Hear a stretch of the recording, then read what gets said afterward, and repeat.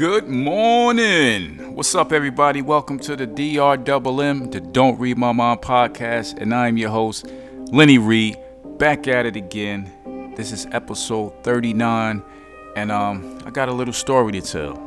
All right, just follow me. Come on, let's go.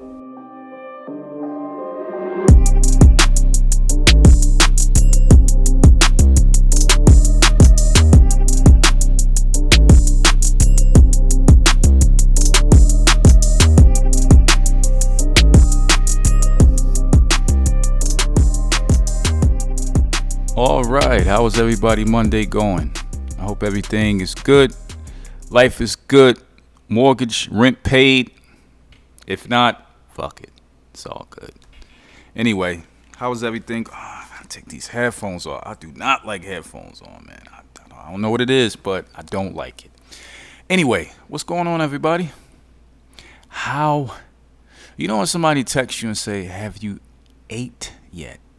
Damn, that's a nice text, man. Even though I just ate, but just the thought of somebody saying, "Have you ate yet?" Come on, man. That's 100 points. That's 100 points. But anyway, like I said, welcome to the show. I'm your host, Lenny Reed, and today's topic is the Witch of White Terrace, and I will get into it. I will break it down to the best of my ability, but it's still a fog, a memory that was experienced by a few people. So when a few people experience something, I don't know, man. I don't know. You got to mark that as in the true direction, right? But I think I spilled a lot of my life on this podcast, probably in previous episodes, mainly the first 5, probably, as you got to know me and try to figure everything out, like, who is this dude, what this dude about, or whatever. But everything started for me that I can remember was Rochester, New York. Rochester, New York, I remember my parents had an apartment, and the balcony was like, it was like a wall I couldn't see over, and it was more like cement. You know, some balconies got the railing, whether it's metal or whatever. This was like a cement kind of wall that was on the balcony, and it's like I got faint memories of that, but you know, that's what all started for me. You know, some people, like I said, they remember when they was born and driving home. Nah, I don't remember all that shit. I can't even remember what happened yesterday. Okay, so I do remember being in that apartment, and then all of a sudden we was in a house a little bit later. And I think my pops was saying he needed space, and he always used to say, I'm getting this house. I'm getting a house. I don't know how I'm getting it, but I'm getting a house. You know, he had like 4 to 8 jobs at once. Taxi driver, everything. You name it, he probably did it at that period of time. And I think it came to the point, it was a lady, some kind of old lady that was selling her house. I know she wanted to get out of it. I don't know if she was upside down on it. I'm not sure. But I do know she wanted to get out of that house. And somehow the arrangement was made, whether he rented it or he, brought it outright, got financing. I don't fucking know. I don't know. But one thing I do remember about the house, it was a nice house. You had your typical backyard. You had your typical driveway. There was an apple tree. I think it was apple tree in the backyard. It was a decent size, and it was a nice street. The school was like, you probably have to go past 2 crossing guards to get to the school, which was, it was a cool neighborhood. It was a cool neighborhood. It just reminded me of those typical 80s neighborhoods that you can You go to your friend's house, a couple friends' house, and there was always a haunted house on the block that nobody would go to or scared to walk next to. That kind of shit. But the house, I do remember a Halloween party that we had. Everybody had the mask on, and it was kind of weird. Just the vibes of it. The crazy part is, I think the first thing that happened, my older brother was taking out the trash, and he was actually kidnapped while he was taking out the trash. And the only way he said he survived is right before the guy was about to pull him into an abandoned house somewhere in the neighborhood. Probably, I don't know how far, but abandoned house. In the back of abandoned house, you have people that have the steps that goes down into the basement. And I think once he was trying to open that door, the swing top door, to get down to the steps, and then you still got to go down, and then there's a door down there. I think he was opening the swing top door, and that's when my brother snatched away, and he was able to escape, and then he got back home. And I don't know what happened, if a police report was filed. I don't know none of that shit, but that was crazy. And it's like another, I do remember this, like every time I used to go to the bathroom in the middle of the night, for some reason, it was always like in a realm of 12 to 2, 12 to 2, 12 to 2, 12 to 3, something like that. There was a window right off of the toilet. So, if I'm not mistaken, I think it was in front of the toilet. I'm not mistaken. I don't remember. But I just know that every time I used to look out, like fucking clockwork, I used to look out the window, and there would be a man just standing down on the ground level, the second floor, and he just looking up. And that was just a regular occurrence. Regular occurrence. He would sometimes have like a creepy wave. It was just regular. I piss, I look out the window, I see that, and I go right back to sleep. You got to understand, at that age, I didn't know if shit was scary or not. I guess you go off, I guess, feelings. You go off emotions. But I wasn't really heavy in the scary movies, and back then, you had The Exorcist, you had stuff like that. I don't think I watched that. I ain't watched that till like the 90s or something like that. But it was something strange about that. But and it kept happening. I think it happened for the duration of me staying at that house. Now, if other family members seen it, I don't know. I just know I seen that shit. And another thing that used to occur, I slept on the top bunk. And well, at this particular time, I slept on the top bunk, and you would hear, noises upstairs in the attic, and it wasn't those kind of attics that you can just get up there and walk around. It was more like, it was sort of like in my parents' closet, it was like a drop door, and you pull down a ladder and you crawl up into the attic, and mainly crawl space and shit like that. But you would hear actually do do do do do do do do do do, and you be like, what the fuck is that? It turned out to be nothing. Now, you would think, all right, this house is haunted. I'm cool with it. Something I just got to get used to. And that's that. But no. It gets worse. It gets worse. At a particular time, we would go to sleep. And if you wake up a little bit late, you would hear kids. And I think I said all of this before, but this is for the new people coming in. You would hear laughter and chatter on the steps. Like kids playing on the steps. I would look over.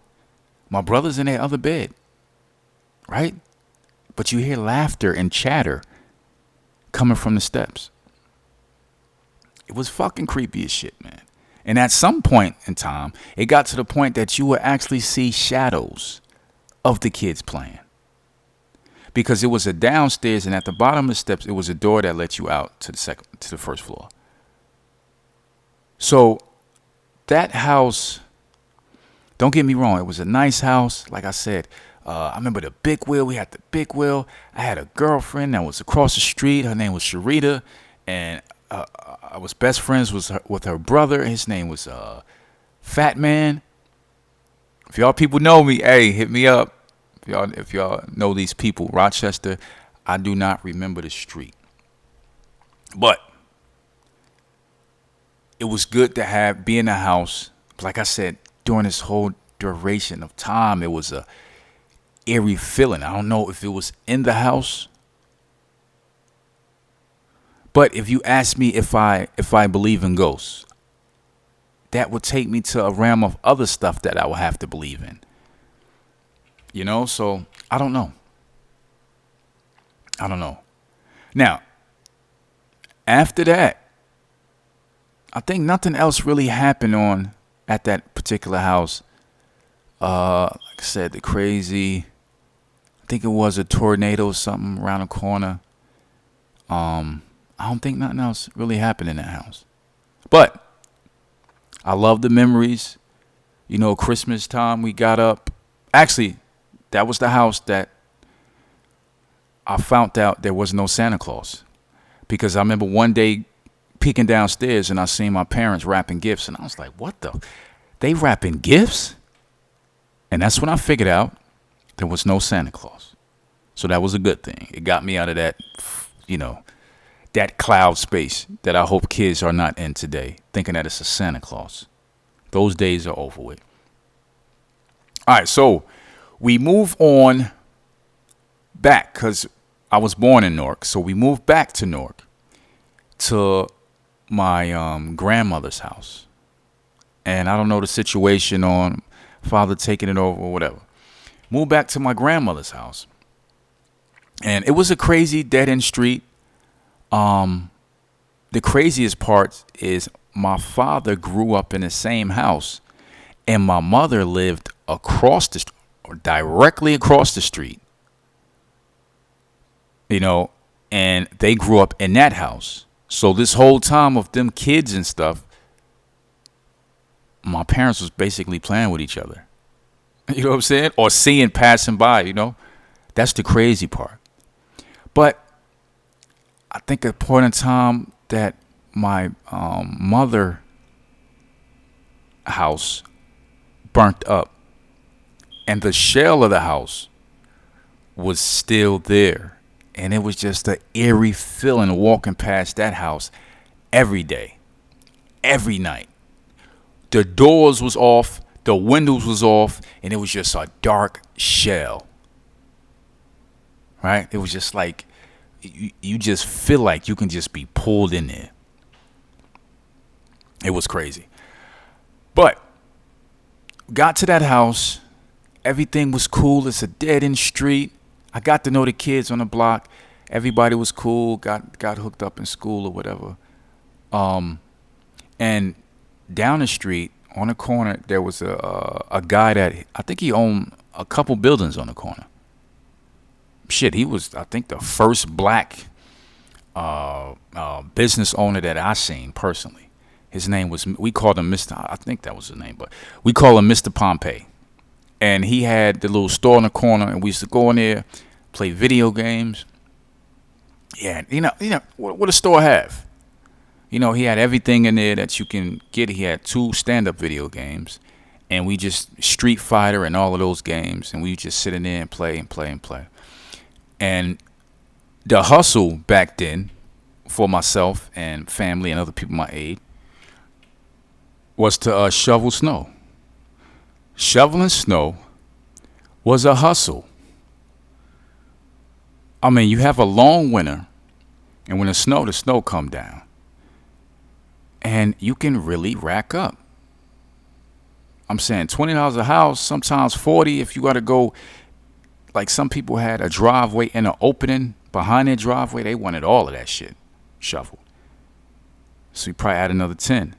So with that 20, all you need is 10 houses. You got $200. $200. Do whatever you want. But we didn't. We went to the game store and we just sat in there and played games all day and bought junk food. You know? We probably run through that whole thing.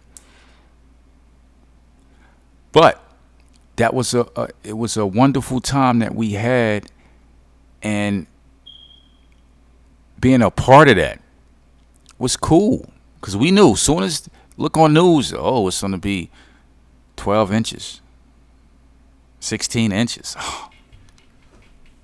We knew the money was coming. We knew what was gonna happen. So, but winter, that fall, that whole Halloween just had a different feel. It had a different feel. Gets dark, all the trees, leaves fall. It gets dark early. You know, Halloween was just that's the kind of shit you would see on Halloween. The kind of shit you would see Michael Myers driving around in that old ass station wagon that he had. That's the backdrop. So I think this would I would put this around the late 80s. Halloween night, my two brothers and sister went trick or treating.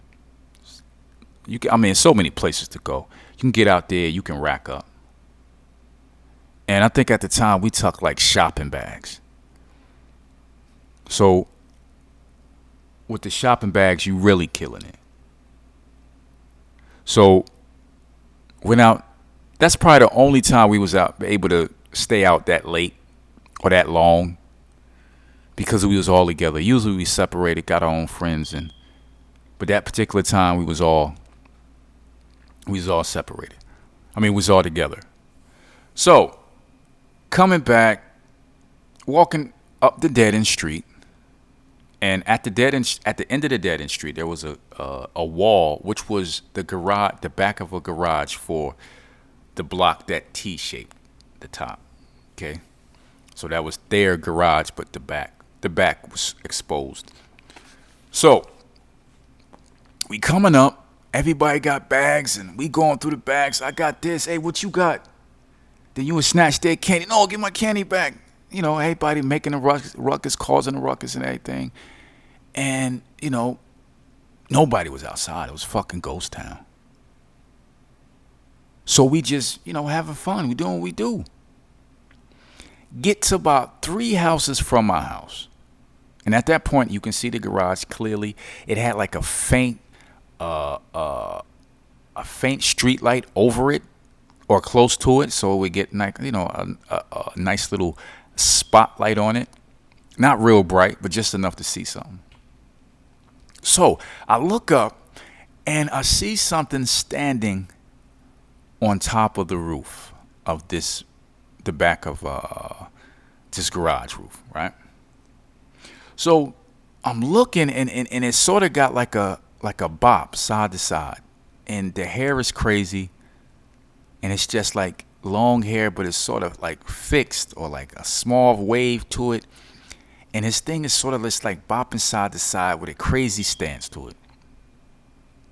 All right. So I look, and then I think everybody else sort of looked at the same time, and it was just like shock. You gotta understand. This is Halloween. So in your mind, you're thinking, all right, somebody playing a trick. What's going on here? What's the deal? You have doubt. We had doubt. I had doubt, right? But this thing steps forward. No, first, I'm sorry. I jumped. It puts finger over its mouth, because I don't know what the hell it is. And it has a loud ass shh. Now, you talk about bone chilling. At that part, I'm froze. No noise is coming from us. Everybody looking straight. We ain't even looking at each other. And then all of a sudden, this thing steps forward. and sort of glide floats off that roof. Let me tell you something. Let me tell you something. Let me tell you something. At that point, something made me turn around and run so fast. I think halfway I looked back for my siblings. They was right behind me, so that was good. Went down to Pompey store. Yelling, screaming, da da da. It was somebody on the roof, blah blah blah. He like, calm down, calm down. He called our parents. Our parents come get us. I think a father came and got us. Got in the car, rolled back up. Fucking terrified. There's no proof of nothing. Nobody else seen it but us.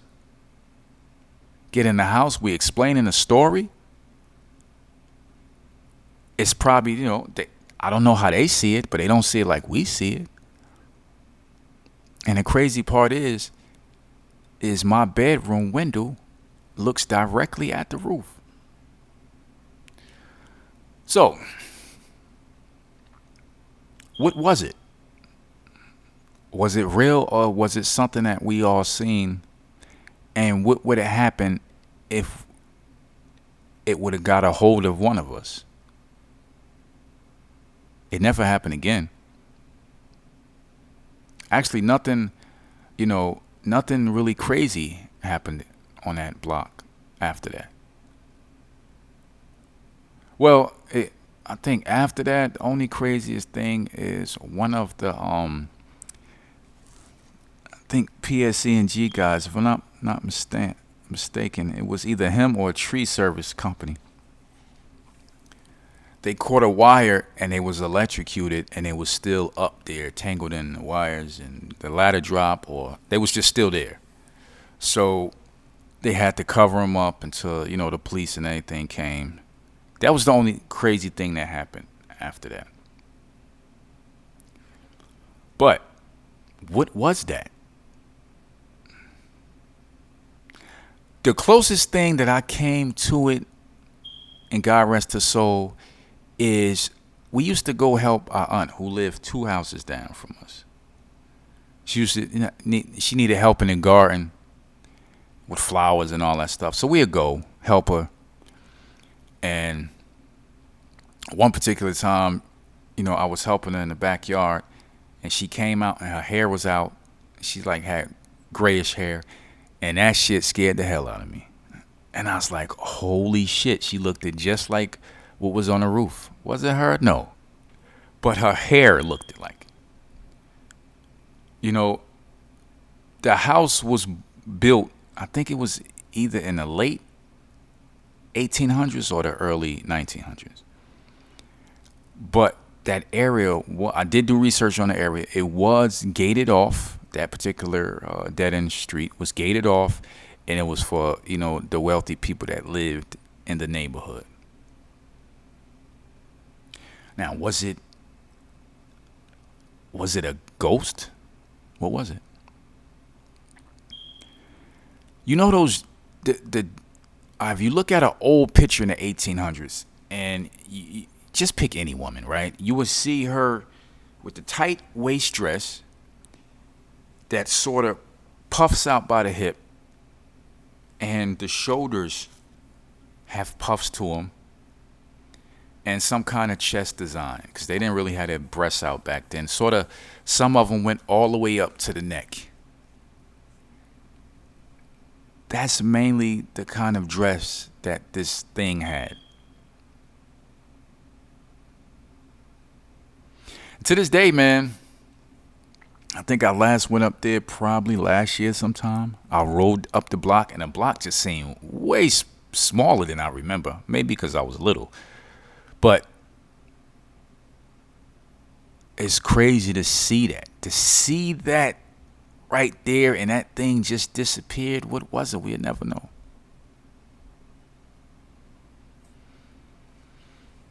Now, a couple more things happened to me in different locations, which I'm not going to talk about. Maybe some other time. But it sort of brings you to think, is there anything else out there? Is there some kind of time overlap?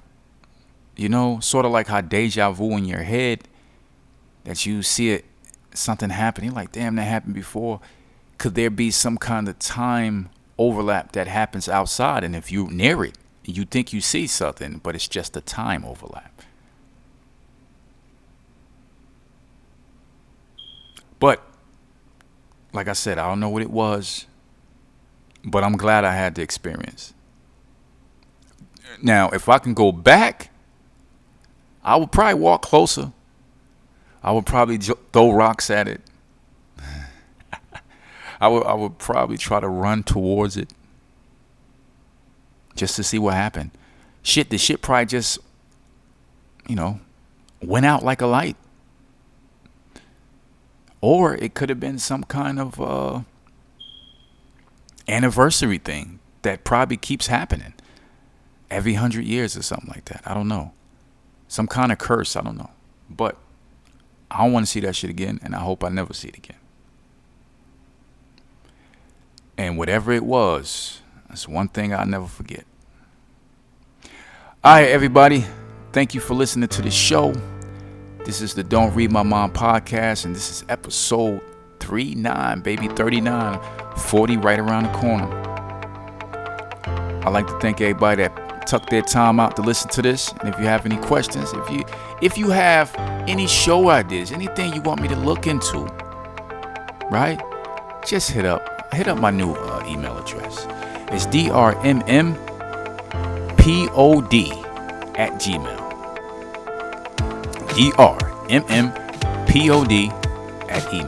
drmmpod@gmail. Sorry about that. And once again, this podcast is sponsored by AutolinDesigns.com, where you can get the hot shirt, the hot hat. You know what I'm saying? Fellas, you gotta look right. Shit, you can get something for your girl at that. Or you can head over to royaltieslipgloss.com and get you some lip gloss for your lady, for your mama, for your daughter, for somebody, okay? Shine those lips up, get the little glitter and shit in your lips, and look right. Make your lips look right, like I like my tires to look, with Armor All on. Okay? So go over ahead to royaltieslipgloss.com and just type in the code DRMM for your 15% off. Yes, 15% off, yo.